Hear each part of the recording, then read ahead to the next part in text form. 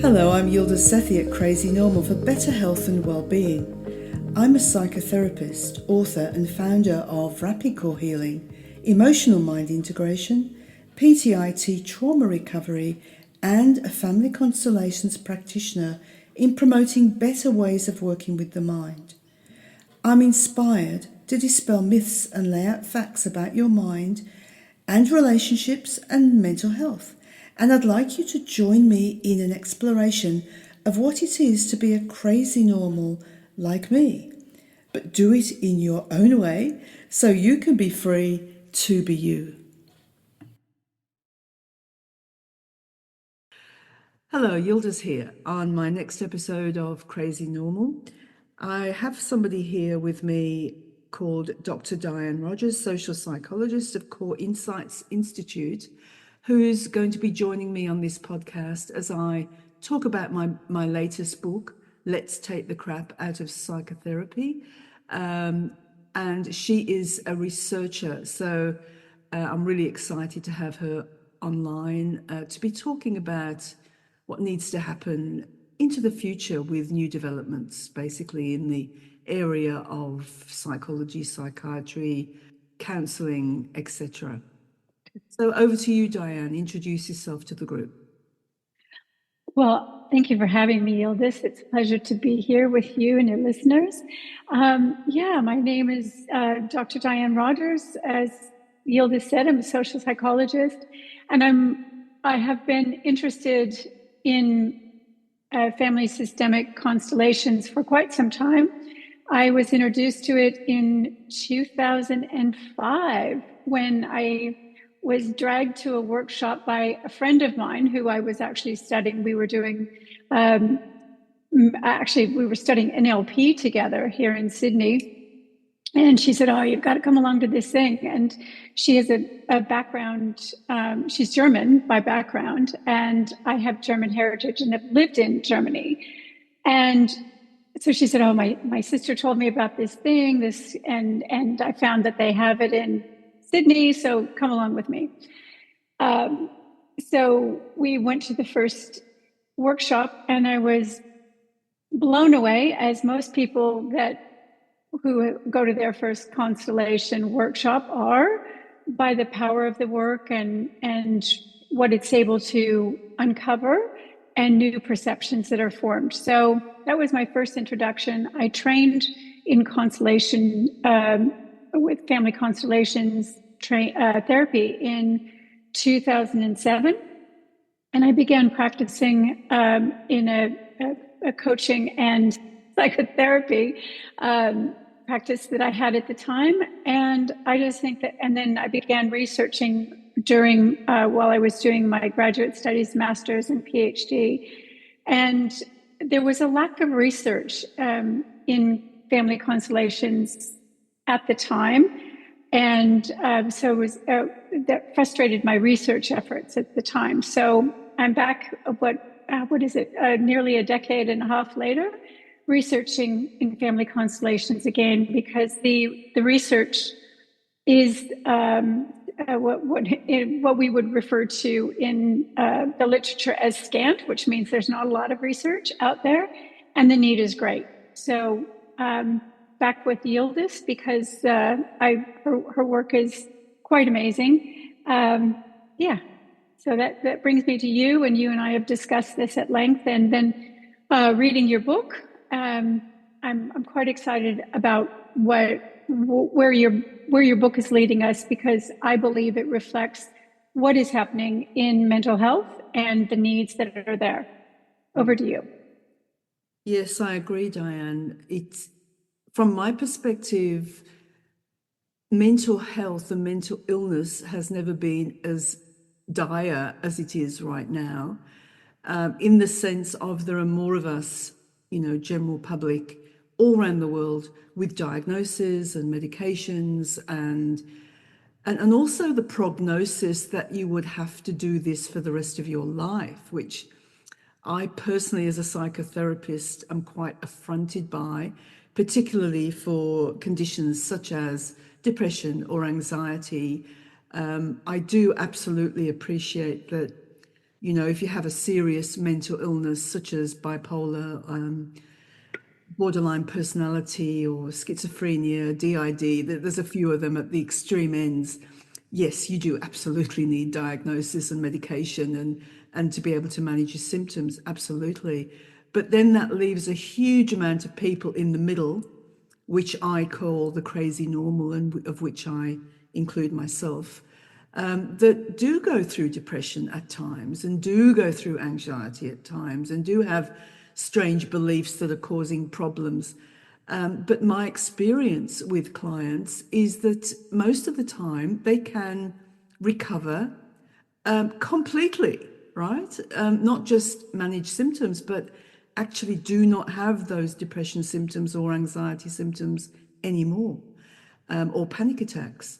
And so this is kind of what drove me to write my book, because yes, I am a family constellations practitioner and trainer, very happy to be so, because as Diane says, it's a totally different way of working with the mind, a way that puts us as part of our system and looks at the patterns that we carry from and with our system and helps us sort them out so we don't have to carry on with generational patterns or traumas or have them affect our relationships, right? It's especially good for relationships. Wouldn't you agree, Diane? That's a lot of it's what Absolutely. people come for, you know, the relationship with my mother or my father or my brother, or, you know, this relationship pattern that appears to be passing through from generation to generation, not to mention generational trauma, right? So there's lots of reasons why family constellations is fantastic. But then I found over time that family constellations itself is wonderful for generation or systemic problems. But when it came to the personal, the things that have happened in your life, you know, that horrible situation with that teacher looking over you and telling you you'll never amount to anything, you know, or that angry parent that tells you you're a waste of space, or some other big thing in your life that might, you know, when we look back at them, they might look small, but at that time, they were huge, right? And so, from my perspective, they have formed a trauma, and that trauma gets buried deep inside as a personal trauma, and then damages our self-esteem, basically. You know, you don't believe you can or are able to move on, you know, because you've been told and you believe it that you are hopeless, you know, a waste of space. And so this is why I developed emotional mind integration, which helps with the personal side of what we carry. So yes, family constellations is still incredibly central to what I do, but then so is emotional mind integration now. And put together, they make rapid core healing. So with this combination that I have a way of working with trauma recovery, trauma processing from either relational, generational, or personal traumas, triggers, disturbances of all sorts in really short intervals of sessions, you know. So I literally see people once to 4 times maximum for more than 90% of the people I see. And that's not just covering up, they actually feel different. So I'm making these big claims, right? Which is a bit risky in a sense, you know, and this is what I've put in my book, Let's Take the Crap Out of Psychotherapy, which, by the way, got to #1 bestseller last week on about 4 or 5 categories. So I'm absolutely delighted. Congratulations. Thank you for that.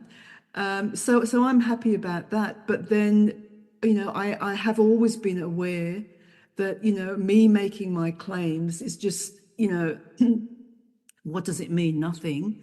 And so I was delighted when Diane came on board and said she would love to come forward as an independent researcher to actually do some research starting on family constellations, which I am so happy about, because this is the first step of making the way I'm working, and probably other people around the world working as well in really good ways, become more credible. And it's also a bit of my own agenda of trying to break the mold of the medical model to allow other ways of working to come in. To me, it just Well, seems it seems to be broken. It's not getting the results that people need. Well, absolutely. it's the research that I have found and the statistics show that within the medical model is suggesting 10 to 12 sessions that you can go and see a psychotherapist, but at what cost, right? Over time, and the government is subsidizing this, but if they could reduce it, that number, what benefit overall would we achieve? Yes, I agree with that totally. But the other part to that, Diane, is the medical model does not believe people can recover.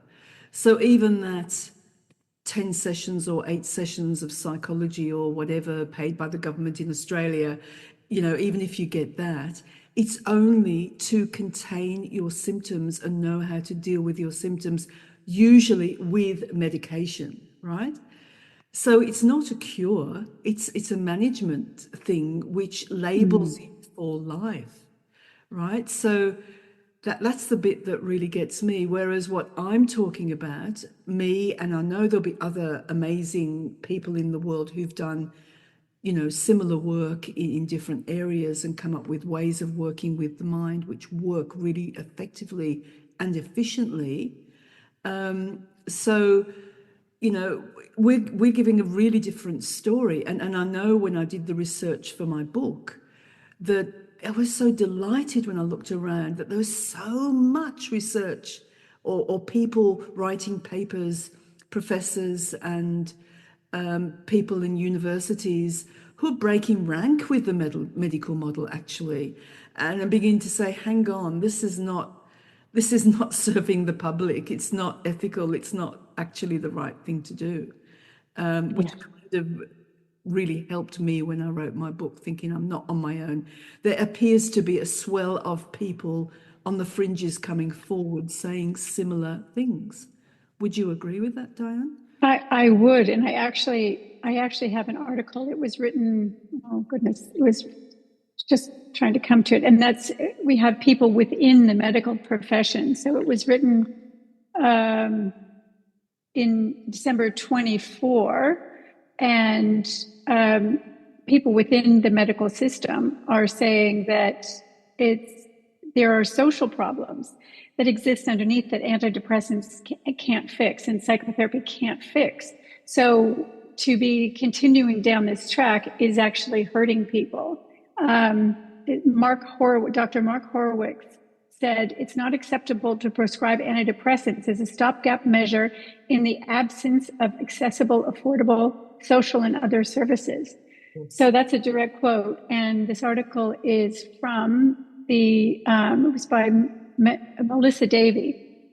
And, there's so many great quotes in this article about the problems that exist in society that are not being addressed, and that the medication alone cannot fix them. And even the statistics on cognitive behavioral therapy it's not a solution. So if we can find other ways that actually completely rid people of the root causes of their anxiety or their depression, and this is very powerful.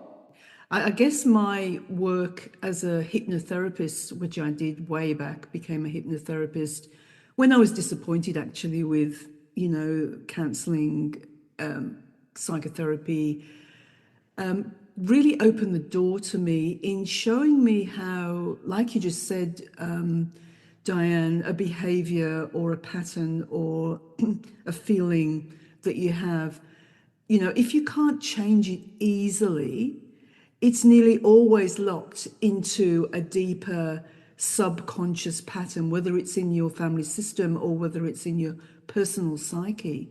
And so just talking about it is just that, actually. Certainly It's cancer. like a record. It's like a record. It's like the groove in one of those old LPs. There'd be a lot of people listening that would not remember, the old-fashioned records Yeah, where there are grooves in there and it just keeps going around and around and around the same groove. that's right. Now, look, I do believe counseling psychotherapy is good for a lot of things. I mean, midlife crises, crossroads in life, wondering Skills development. wondering who you are, personal development, coming to understand yourself better. I mean, all of those kinds of things, grief and loss, absolutely. I mean, counseling psychotherapy absolutely does have a place. There is no doubt. However, I'm constantly finding when people come to me with depression, which is the most commonly diagnosed thing in the world. In fact, depression and anxiety are the two most diagnosed things in the world. I have global statistics here Sorry. on the numbers. I said I have some global statistics here on the numbers, and it's alarming. Yeah, exactly. I think the WHO, one of the WHO things, WHO said it was almost like a pandemic at the moment. They put it out as if it's a virus going around. But actually, when I have somebody in front of me, whether they're online or in person, doesn't matter, and we actually do go to the cause of whatever it was into their subconscious mind, into their limbic system in their brain, and I help them sort it out, and they come up the other end within the session, and they're different. They're just not the same anymore. I think, wow, this is actually not. It's not difficult. It's not impossible at all with sufficient training and understanding to be able to help people like this. And they won't need medication, and they won't need to have this label on them for the rest of their life, which actually makes them feel a little bit like a reject, right? Imagine if a doctor said to you, look, you are depressed and you'll be depressed for the rest of your life. I mean, gosh, that's a bit of a downer in itself, isn't it? To somebody who's depressed, when I believe we all go through depression. I mean, I'd like to find at least one person who's never been depressed. Well, according to the Australian Bureau of Statistics, the lifetime prevalence of depression within Australia is 43%. So that means 43% of Australians have reported, this is reported statistics, to a mental health professional or a GP. 43% of Australians have experienced a mental, what they're calling disorder, which we know is not a disorder.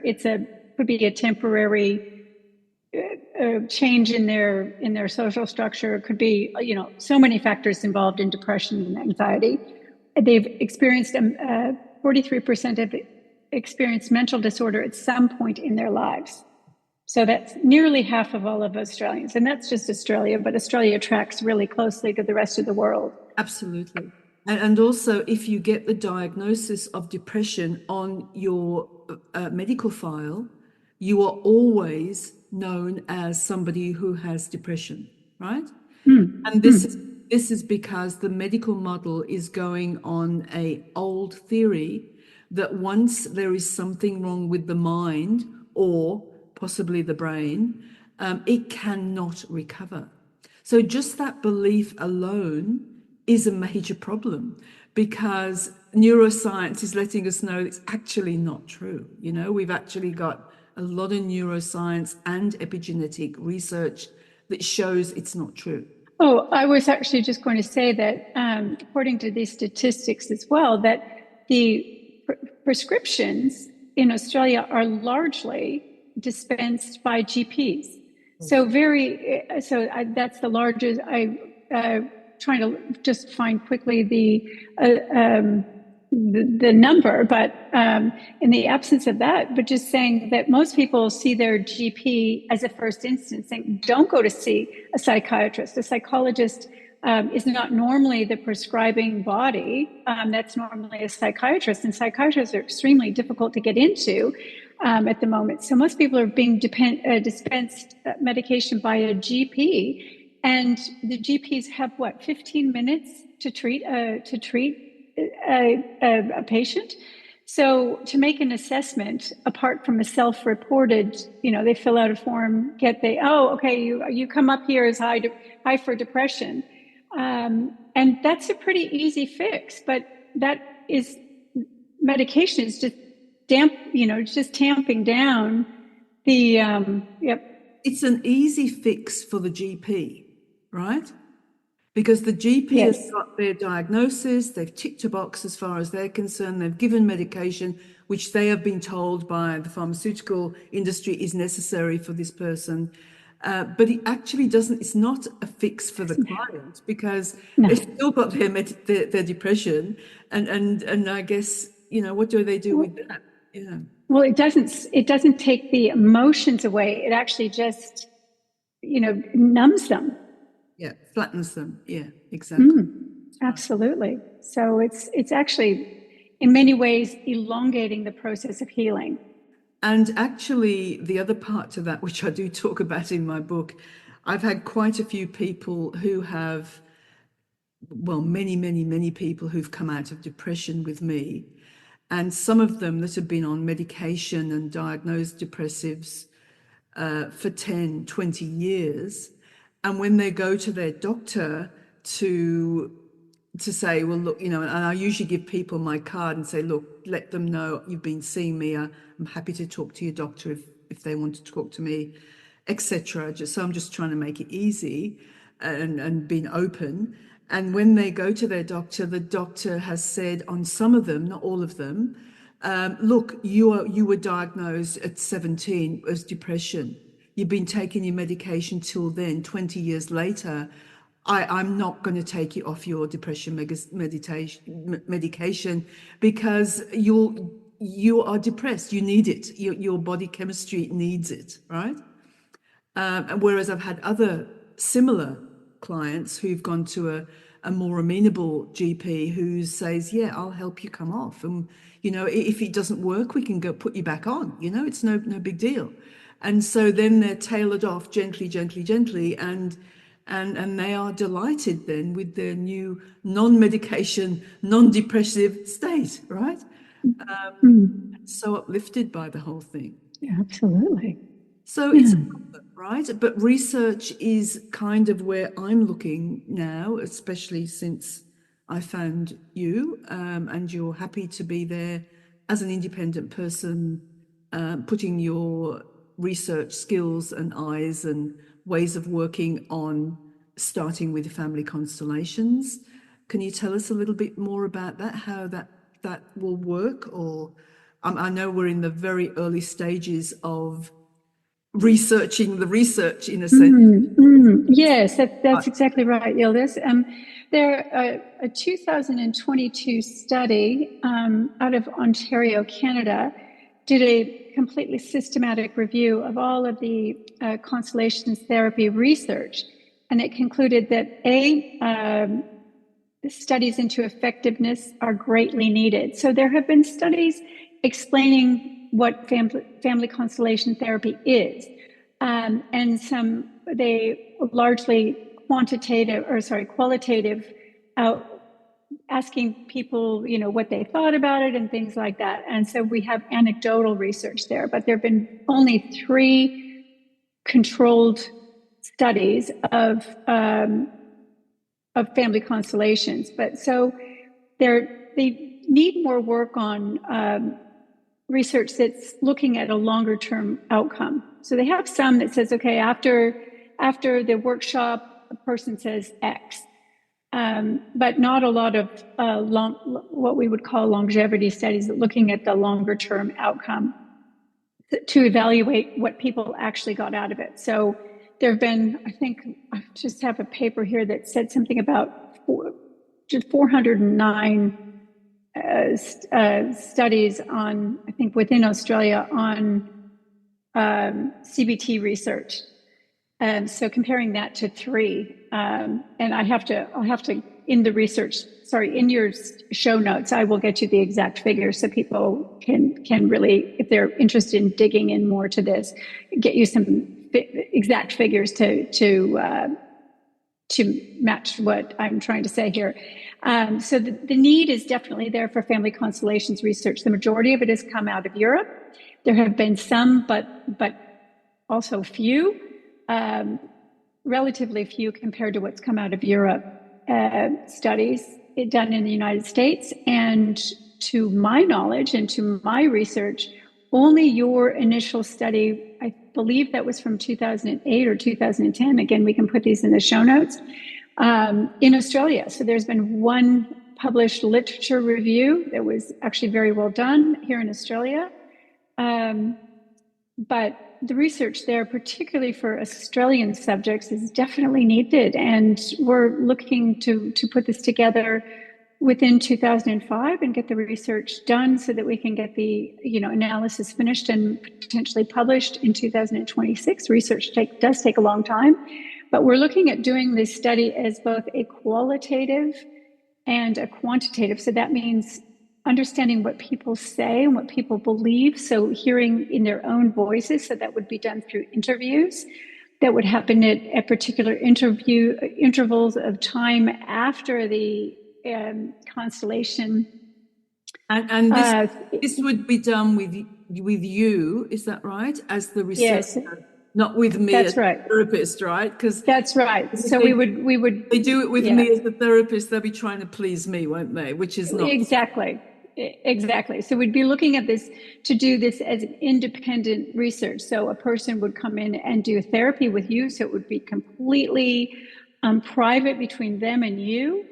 And then I would come in and interview them actually before. So understanding how they feel before the study, and what they're looking to achieve. And then we would, after the intervention, we'll call it an intervention, call it a session with you, then we would follow up in different intervals with them and say, okay, well, you came in initially to look at this issue that was going on in your life. You were feeling depressed when you entered, and you filled out these forms, and these, it was very similar to what a GP would give them on depression and well-being. And then we would have them fill out those same forms afterwards. Again, as I said, very, very similar forms that they would get at a GP, or certainly not as detailed as they might get at a psychiatrist, but they're certainly forms that have been tried and tested. And then we would ask them once again, you said you wanted this. How was the session for you? What did you gain from the session? And how is your life looking now? And how are your symptoms looking now? So we would get a feel from them in their own voice of what was achieved in this session. Many people who've come in before constellations have gone to cognitive behavioral therapy or counseling. And so they kind of have an understanding of that process. But this would be important for people to understand, well, what could one session do? What could you achieve in one session of constellations that you wouldn't get from a normal counseling or psychotherapy? So we're really looking at understanding what people perceive as the change in them and the change in their circumstances following constellations. So we're doing it by measuring, so we can get actual statistics that are valuable to the medical model. And this is what's lacking in the field, these statistics, but also how do these statistics align with what people are saying? And what is the qualitative data means? It's really honing down into the quality of what they're saying. A number is one thing, but the meaning of that number is what an interview would give. So really hearing in their own voice, their own words, well, this is what I got. And just on a personal note, something that I got out of constellation was a real shift in my perception. And that happened day one. And it was really different than just hearing myself talk at a counselor. So this shift in perception was able to really completely alter, let's call it my neural pathways, completely alter my neural pathways such that I could walk into the situation that I might have perceived as a block, and the block wasn't there anymore. Right. So that's the kind of thing I'm talking about with research. Also, it's also important to know that you've had a personal experience, but as a professional, you're able to kind of block that. Yes, absolutely. So as a researcher, I was just giving a personal example, but as a researcher, I'm standing back from all of that, and I'm guiding people through an interview process to collect what we call in research, it's data. Yes. So the numbers are data points, and the words that they're using, so their experience is a data point. And we're going to collate all this data and then write all of that data up, and that would become a published paper that would be put out in the field to show the effectiveness of constellations using human subjects who've been through a session of constellation therapy with yildiz. Yeah, thank you so much. I'm actually so excited to have Diane doing this, because I know she's professional, I know she's impartial, and I know she'll do a really good job. And I know she's also a bit of a perfectionist, which in this particular area is perfect, that you want things done right and you want things done well. And you're also really empathetic too with people. So, they'll be happy to talk to you and be honest, well, yeah, actually, I'm still feeling a bit flat, if they have to say that, that's fine. That's exactly what I need to say. Yeah. Yeah.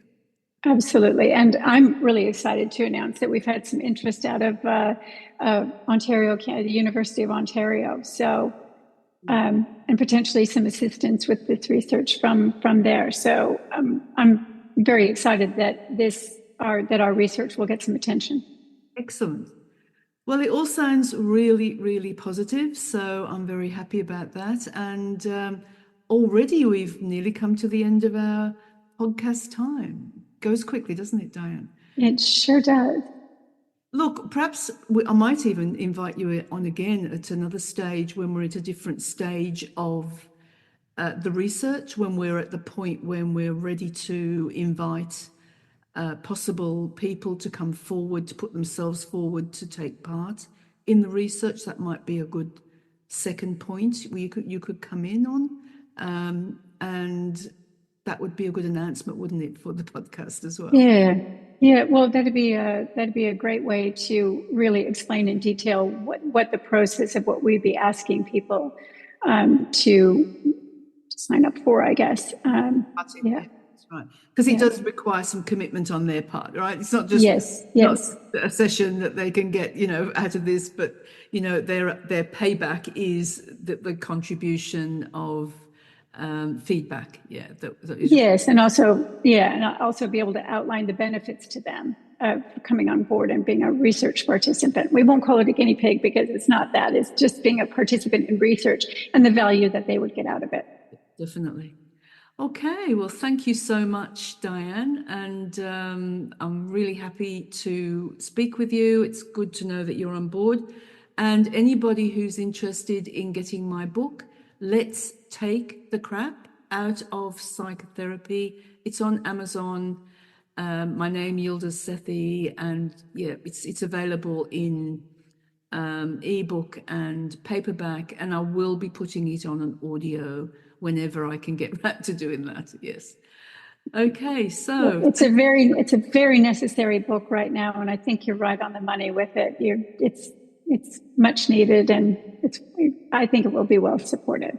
Be nice to see many more books coming forward in the same light, wouldn't it? To kind of make a bit of a wave that, look, things have to improve. Okay. The wheels of change turn slowly in society, unfortunately. Unfortunately, yeah, that's right. Okay, thank you very much, Diane. That's my pleasure. You can find out more about me and what I offer at rapidcorehealing.com or contact me at yildiz@yildizsethi.com.